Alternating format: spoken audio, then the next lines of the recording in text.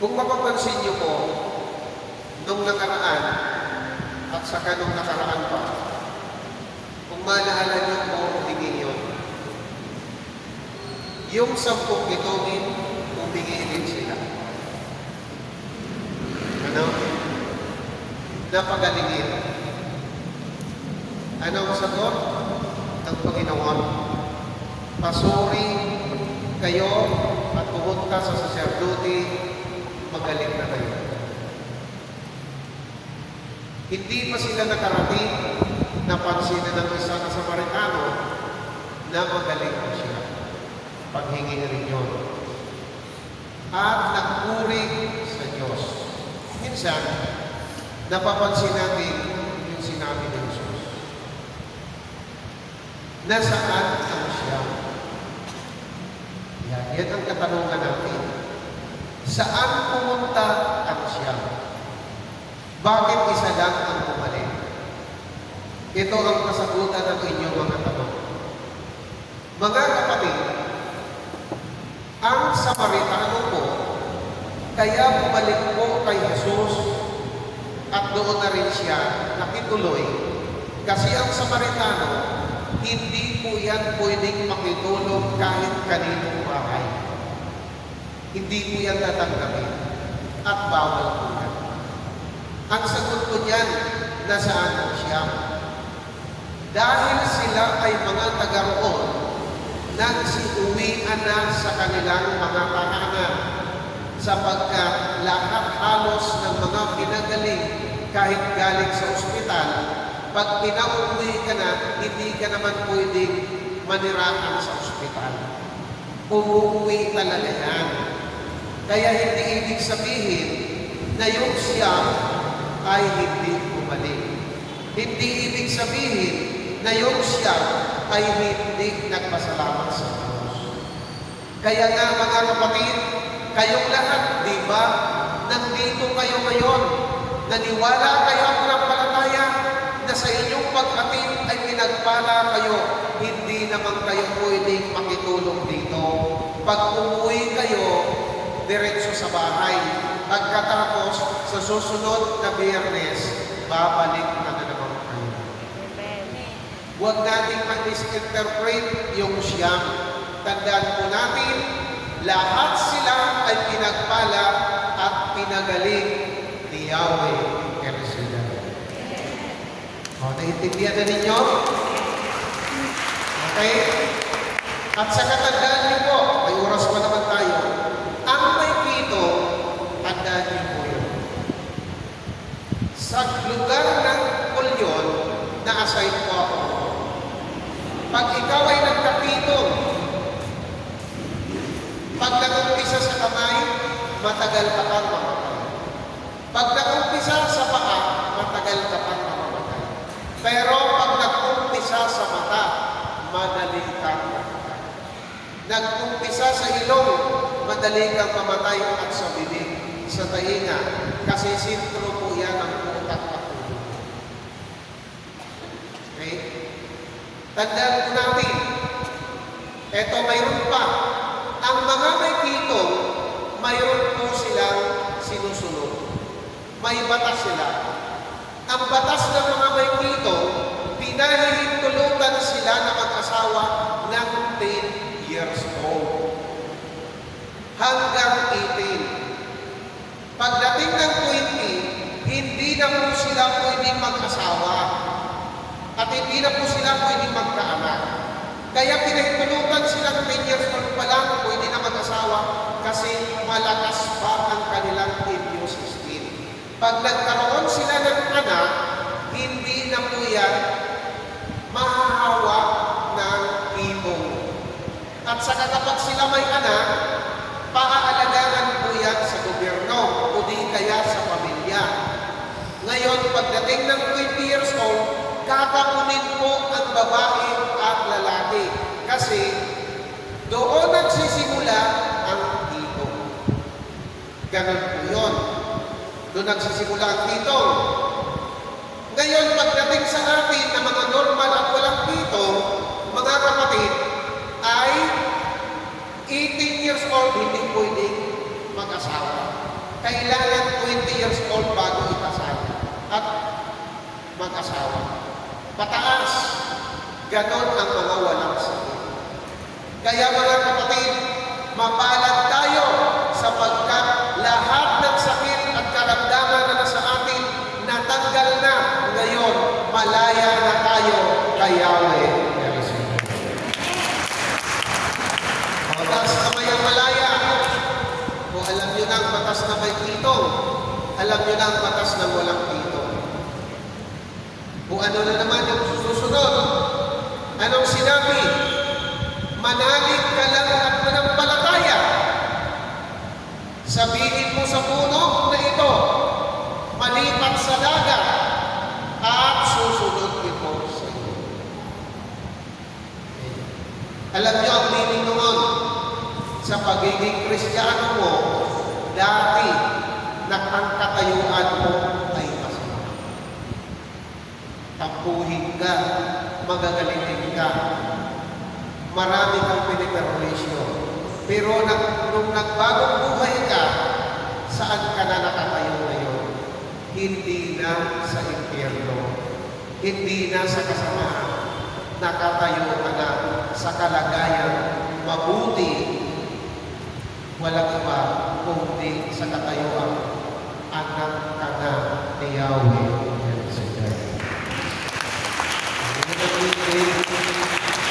Ito ang ganda natin. Sa anong topic natin ngayon? Napakahalaga ito. Umpisahan na natin ang Ebanghelyo ito. Anong sinabi dito? Naaantala, ngunit hindi tinatanggihan. Tagalog na. Naaantala, ngunit hindi tinatanggihan.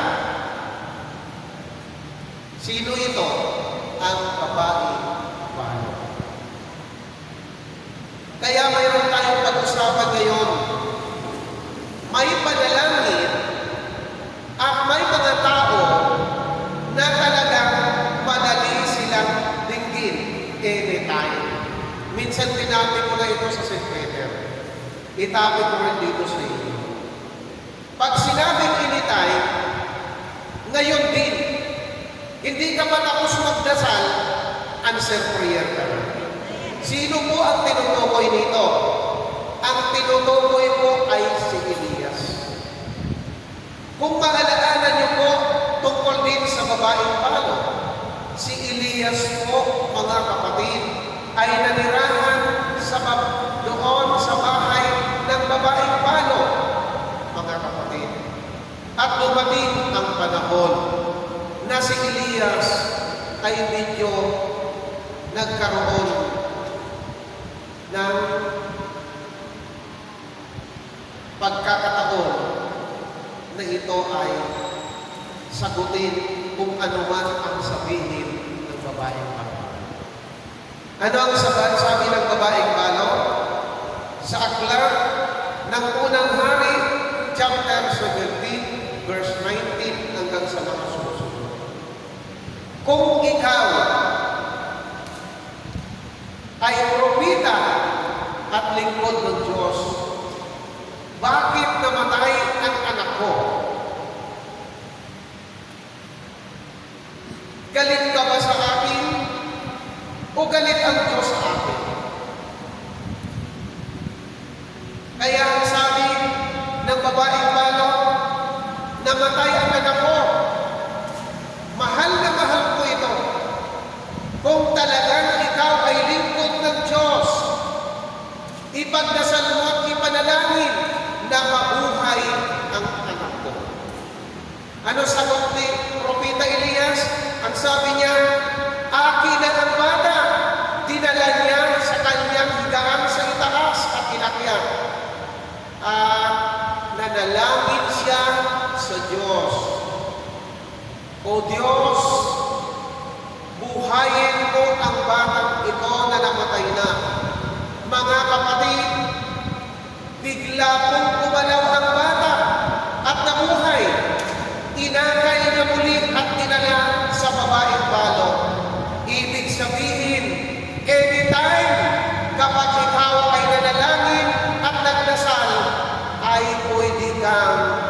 magiging answer prayer ngayon din.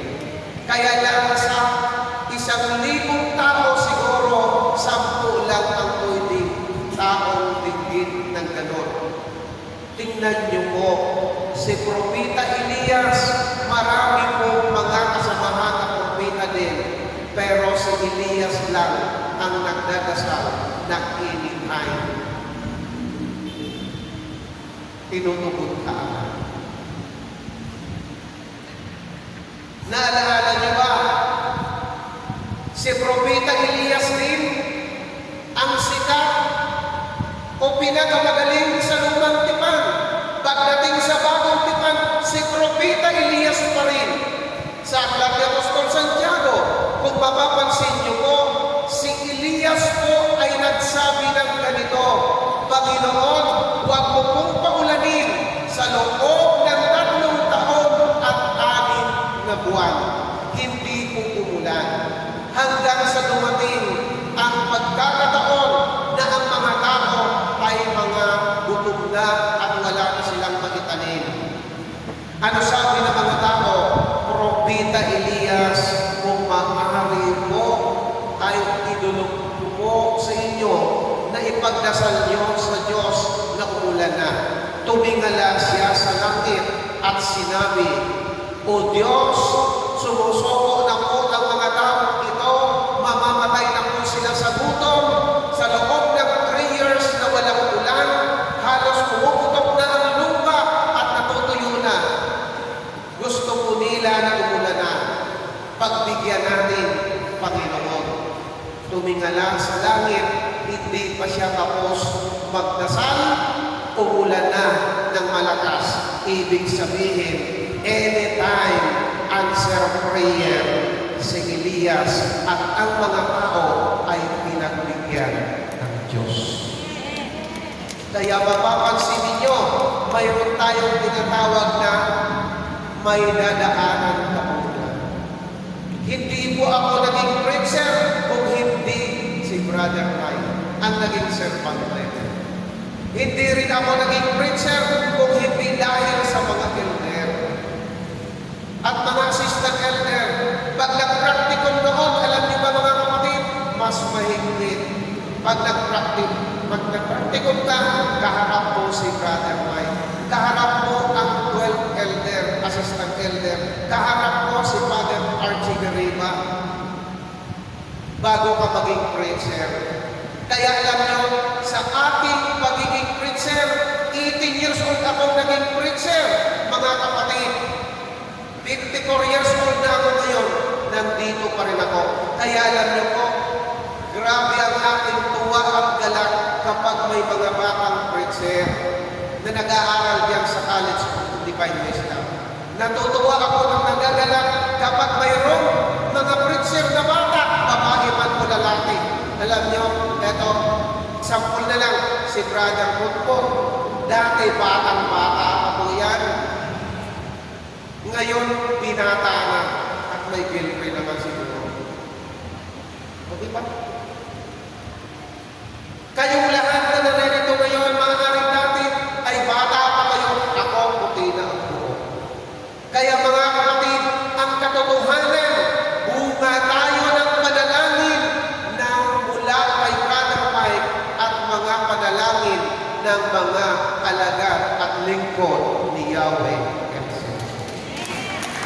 Ang kahalintulad natin dati, para tayong yung hukom, hindi naniniwala sa Diyos, hindi naniniwala sa mga tao na maka-Diyos. Matigas ang kalooban at hindi kayang kumbinsi at kalaon-launan sa katagalan ay nakumbinsi pa rin tayo sapagkat mas makapangyarihan ang salita ng Diyos. Sinong naniniwala na makapangyarihan ang salita ng Diyos? Everybody say praise the Lord. Purihin natin ang Panginoon. Kung maalala niyo po, mga kapatid, nang si Jesus din ay pumunta sa mundo at nag-pray kasama ang mga alagad. Nag-blow out siya kay Lord kasi nagtagal nagtagumpay siya kay Satanas. Nangilabot ang mga alagad sapagkat biglang dumating si Moises at saka si Elias. Malinaw po, mga kapatid. At kung mapapansin nyo, pagdating sa pagtaas,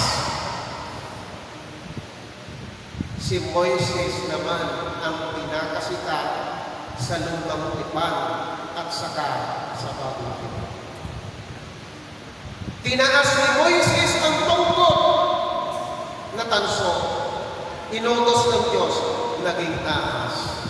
At sino mang tumingin sa tungkod na ahas na ito, na kinagat ng mga alakdan at mga ahas, ay gumagaling.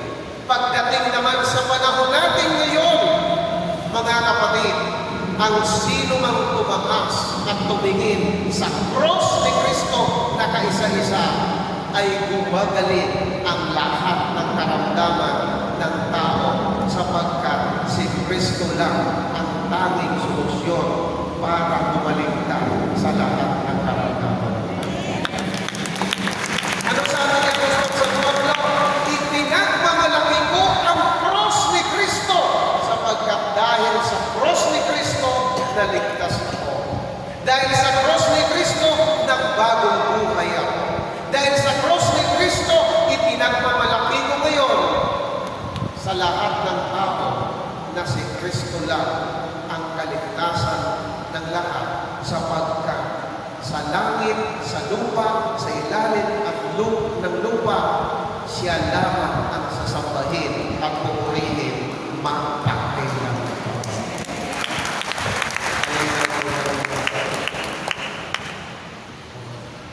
Prayer pa rin.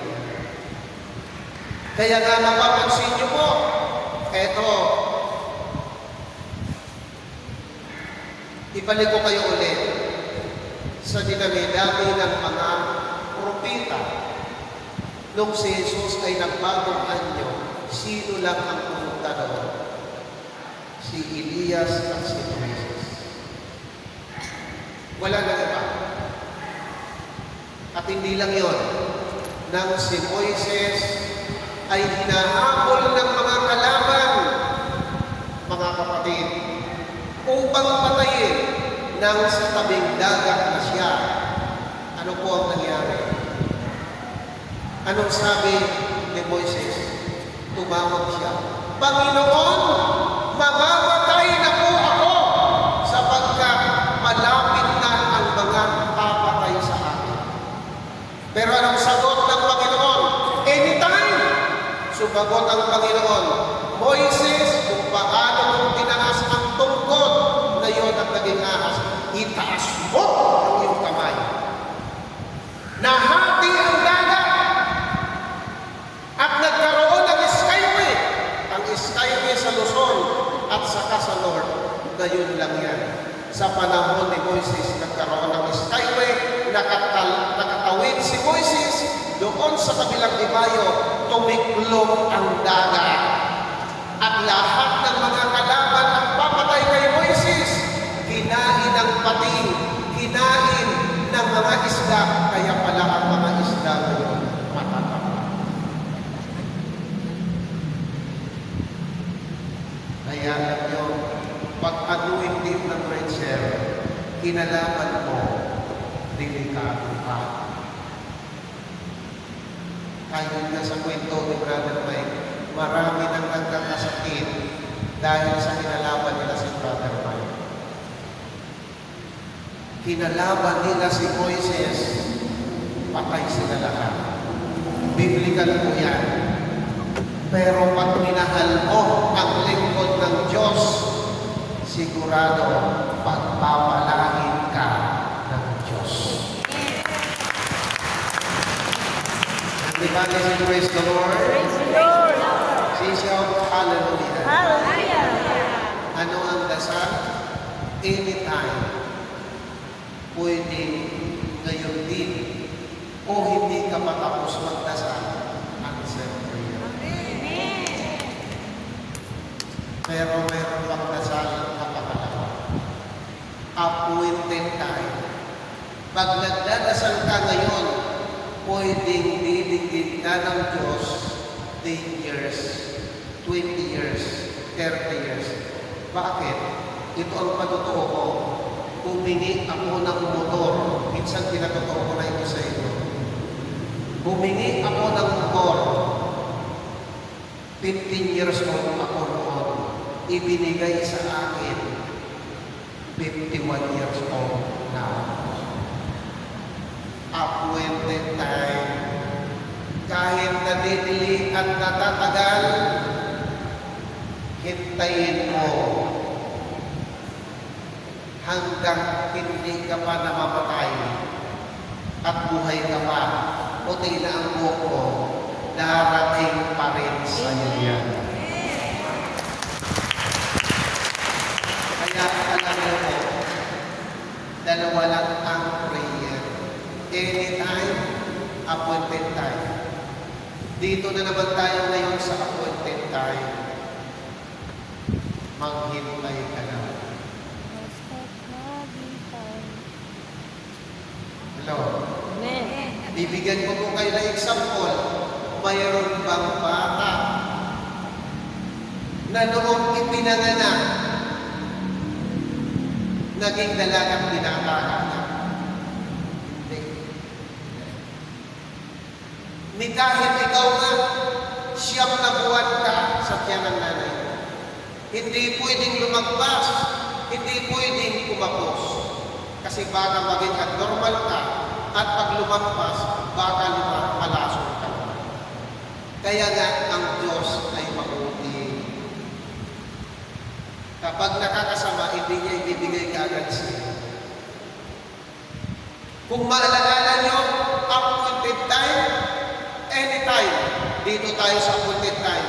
Example na lang, mga kapatid, naalaala nyo ba ang ating ninuno na si Abraham? Matandang-matanda na si Sarah, minupos. Matagal na ang kahilingan niya magkaroon ng anak.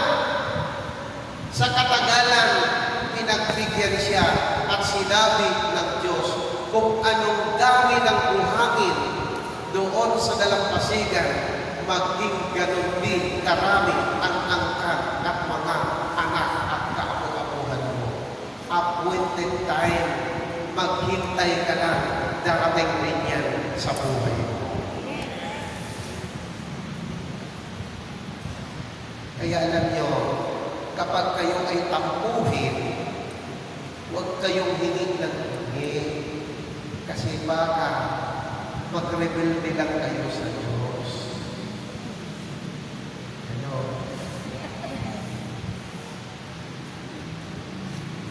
Kung hindi ka naman tampuhin at hindi ka mainipin, tambakan mo ng bilyon-milyon na kahilingan.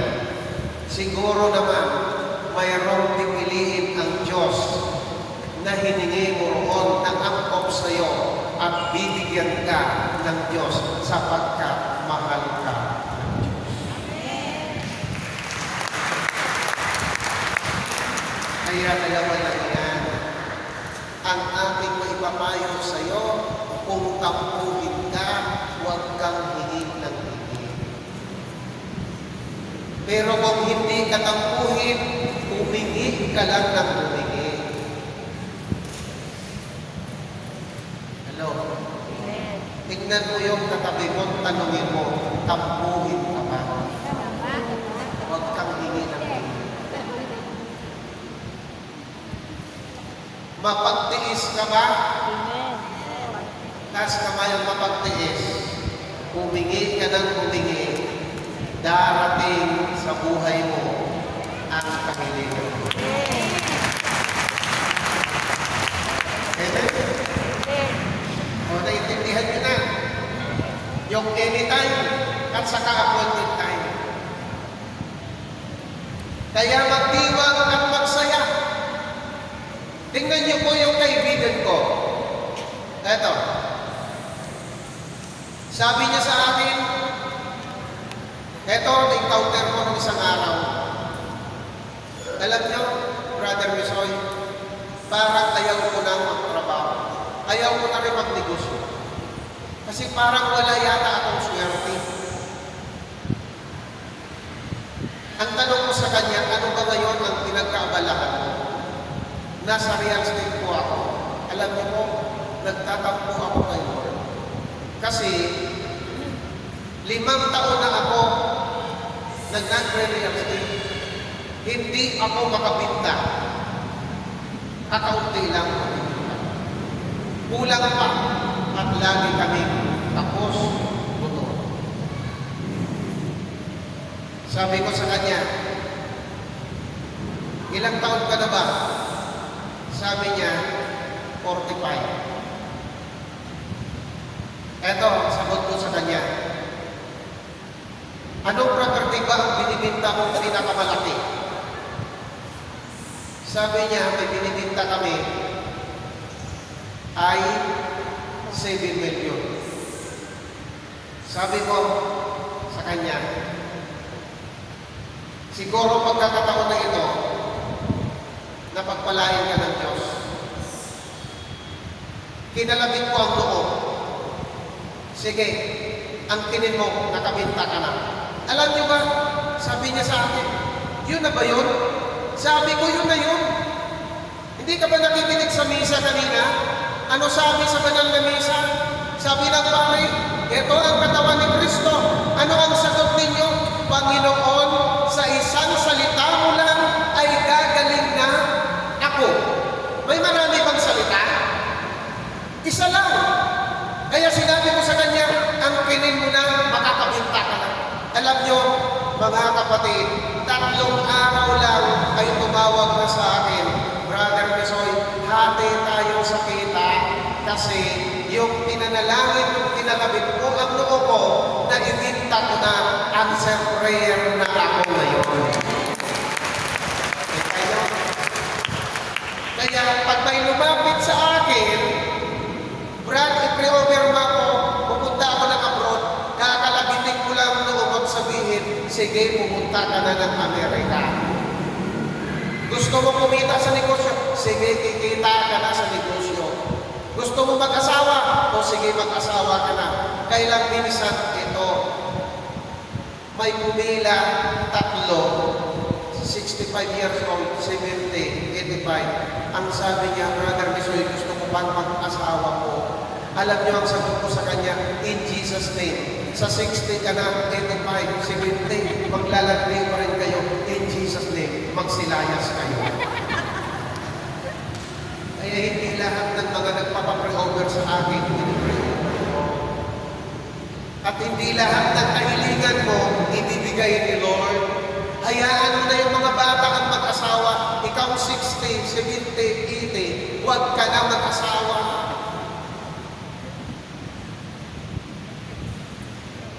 Napakalaking insulto ang ginagawa mo sa Diyos at sa mga sa paligid mo. Hello!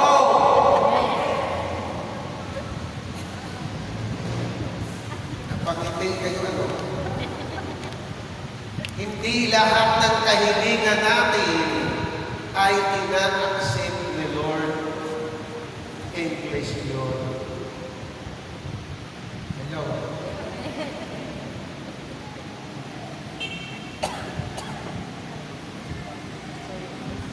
Naintindihan nyo?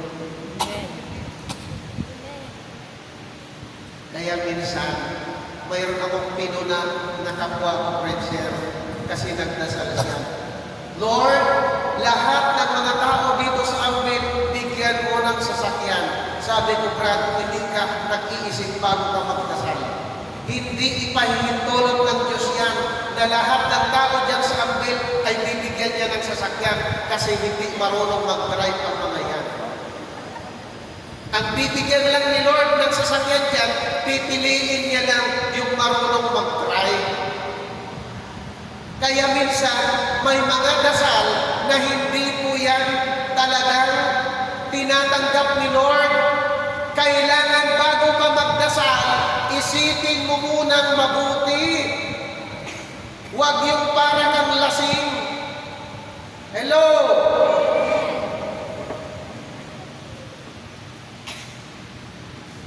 Magnilay ka muna bago magdasal.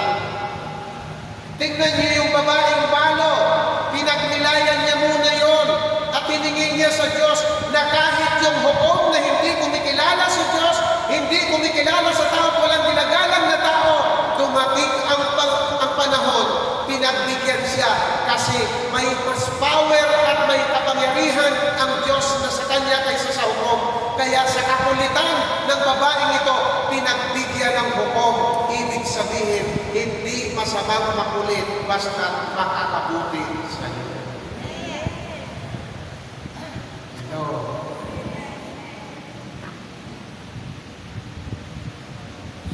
Mayroong kasabihan, kung humingi ang anak mo ng ahas, bibigyan mo ba? Hindi. Pag humingi ng isda, bigyan mo. Pag humingi ng pagkain, bigyan mo. Ang problema sa atin ito, noong wala pang sakit, humihingi ng pagkain, ayaw bigyan. Humihingi ng baon na additional, ayaw pagbigyan. Pero nung nagkasakit at nasa ospital na ang anak, anuhin, anak, magkaano ba kailangan mong pera? Ano ba ang gusto mong kulang? Ayan, tuloy, mga kapatid, nagkasakit. Kaya ang totoo, ang tumaba at kumain ng ubas at masarap na ulam, yung pantay. Hello. Kaya malakas pa ang mga anak natin, pakainin na natin ng masarap. Bigyan na natin ng additional na baon. Kaya ako, alam nyo, mabait ako sa mga anak ko. Alam nyo ba bakit? Kasi hindi ko naranasan ang masarap na buhay. Kasi ang nanay ko, namatay, mga kapatid. 7 years old lang ako. Namatay ang tatay ko, 5 years old lang ako. Hindi ko man lang natikman ang maganda at bungga na mga pa-birthday sa akin. Hindi ko man lang natikman ang pag-aruga ng maganda at maayos ng nanay ko. Pero salamat sa Diyos sapagkat kahit matindi ang gutom at kahirapan na naranasan ko, mga kapatid, dumating ang panahon, doon ko pa rin nasasabi, ipinaparanas lang ng Diyos sa akin para maging matibay ako sa panahon ng pagsubok at kahirapan at kapagatian. Sasabihin mo pa rin, ang Diyos pa rin ang magbibigay ng tagumpay sa buhay ko. Sino naniniwala ng Diyos pa rin ang magbibigay ng tagumpay sa buhay ko? Sabihin mo, salamat o Diyos. Salamat o Diyos. Mga kapatid, ito hindi ko pa ma-share sa inyo yung sharing nito. Mula nung ako ay 10 years old, puro pagbubuli ang nakinikman ko. Hanggang ngayon, pagbubuli pa rin. Pero hindi ako nakikinig. Nung nag-aaral ako, dahil sa wala akong nanay, wala na akong nanay, tatay, 4 na bisis ako sa grade 1, nakapalik-balik. Kaya nabubuli ako. Hindi ako nakagrade 2. Pero, alam niyo siguro ito, share ko lang sa inyo. Ulitin ko. Sabi nga, napakabubo ko raw. Pero ako hindi naniniwala sa kanila na bubo ako. Makalino ako. Bakit? Kasi 4 na beses kong binalik-balikan ng grade 1 para ma-perfect.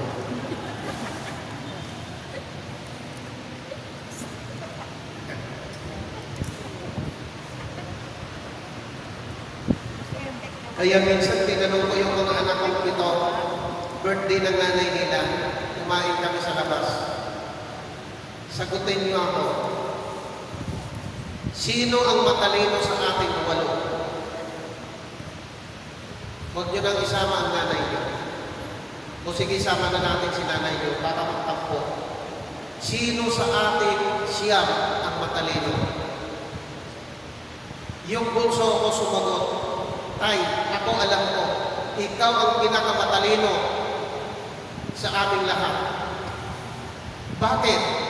Kasi Hindi kami naging tao kung hindi dahil sa iyo. Pangalawa, ikaw ang pinakamatalino sa amin sapagkat napag-aral mo sila ni ate. Nakapagtapos sila ng 4 years course. Pangatlo, sabi ng bunso ko, ikaw ang pinakamatalino sa aming lahat kasi hindi mo kami pinabayaan. Panglima, sabi ng anak kong bunso, ikaw ang pinakamatalino sa aming lahat kasi kung ano ang kahilingan namin na ibibigay mo kasi lingkod ka, iyaw ay pinasaya. Amen. Nabigla ako. Sabi ko sa anak kong bunso, anong gusto mong sapatos? Ang sabi ng anak kong gusto ko yung Nike. Pantalon, anong gusto mo? Sabi ng anak kong anik, bakit siya lang tayo? Eh, siya lang ang sumagot, hindi kayo. Kung sino ang nakakasagot, siya ang may award. Sabi ko, kayong amin, eto, tatanawin ko kayo. Pag nakasagot kayo at sinagot nyo ito, bibigyan ko kayo ng 1,000 sa amin kayo.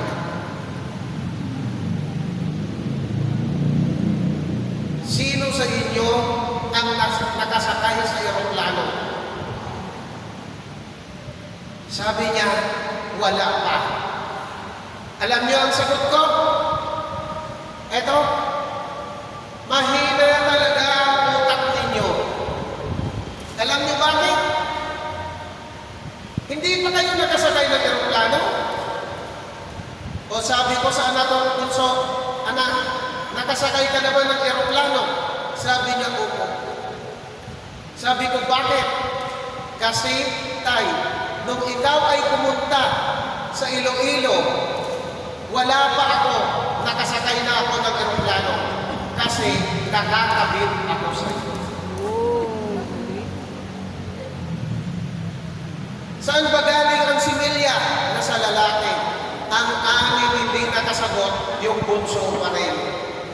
Sabi ko sa ating 7 anak, lahat kayo nakasakay na sa eroplano kasi unang mission ko, 1994, kayong lahat ay nakasakay na ng eroplano. Kaya darating ang panahon, ang tunay na eroplano na sasakyan ninyo, makakasakay din ako. Sabi ng makakasakay din kayo. Ang sabi ng panganay ko, tay, inaantay ko na makakasakay ako ng eroplano kasi ang aking pangarap pumunta ng Kuwait. Nasa Kuwait na ngayon yung anak ko. Ibig sabihin, kapatid, maging matalino ka kasi walang anak ng Diyos na hindi matalino.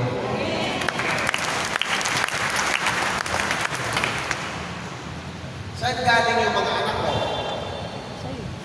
Sa akin. Ako sigurado ako na lahat ng kinanak, lahat ng inilabas ng misis ko, anak ko talaga.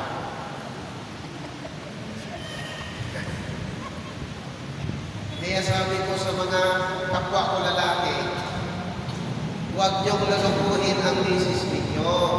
Kasi pag niloko kayo ng misis ninyo, hindi niyo alam yung anak pala na inaalagaan ninyo, iba-iba ang tatay.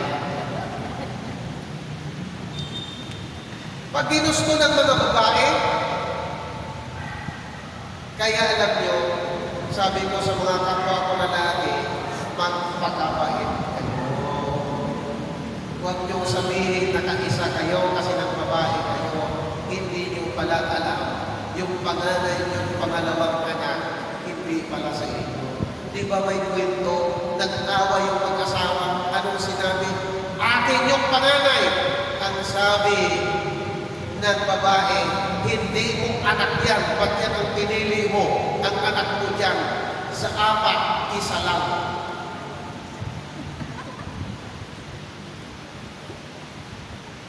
Kaya kapatid, sabihin mo sa katabi mo, huwag kang mandaya at manloko kasi baka maloko ka rin. Nakangiti na ang lahat, kaya pwede tayo umuwi. Palakpakan na natin ang ito. May napulot kayo.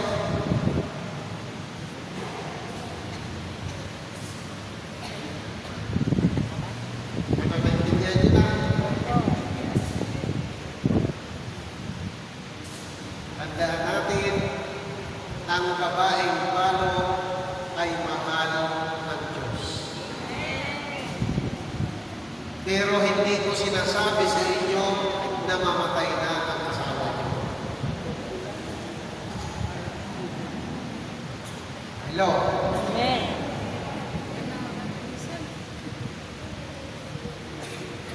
Parang nawala yata ang antok niyo.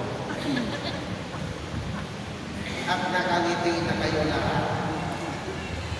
Kaya ngayon sa gabing ito, may himala si Yahweh El Shaddai sa inyo. Hindi matapos ang prayer meeting, answer prayer na kayo.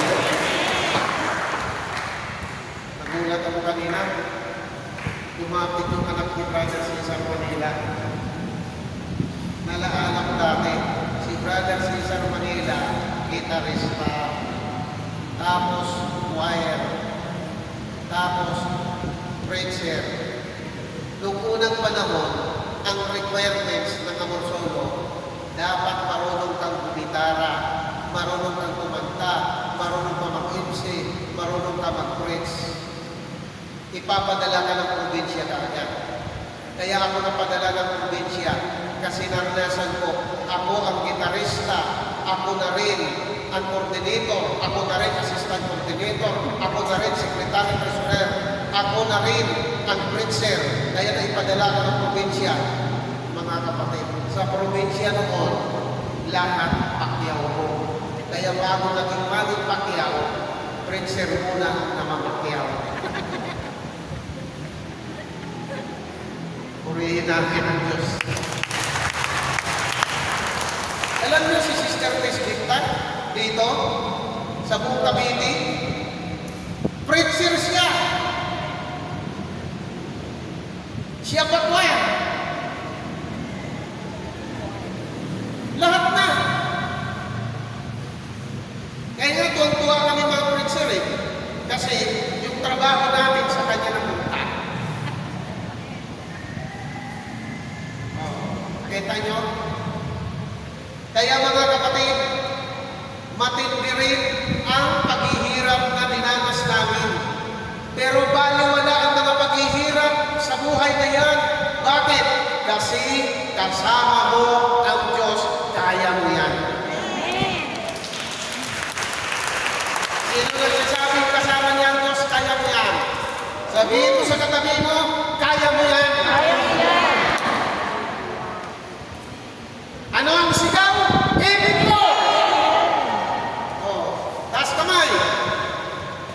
Oh, sabihin nyo, praise the Lord. Praise the Lord. Say hallelujah. Hallelujah. Purihin ang Diyos. Ready po ba? Oh. Ano ang answer prayer na kayo? Kaya, bago tayo umuwi, igalaw niyo yung mga tuhod ninyo at mga paa. Yan, pati kamay. O, ano? Okay na ba? Ano ang usapin? Appointed time? Pwede kang tingin ngayon din. Anytime? Anytime? Ngayon din. Appointed time? Tatagal. Pero maghintay ka lang. Darating. Amen. Amen? Kaya mga kapatid ko sa Panginoon, mula ngayon, ang tinin mo na, yung matagal mong hinihintay sa iyong pagdadasal, magugulat ka na lang, darating yan sa buhay mo. Tayong lahat ay tumulo,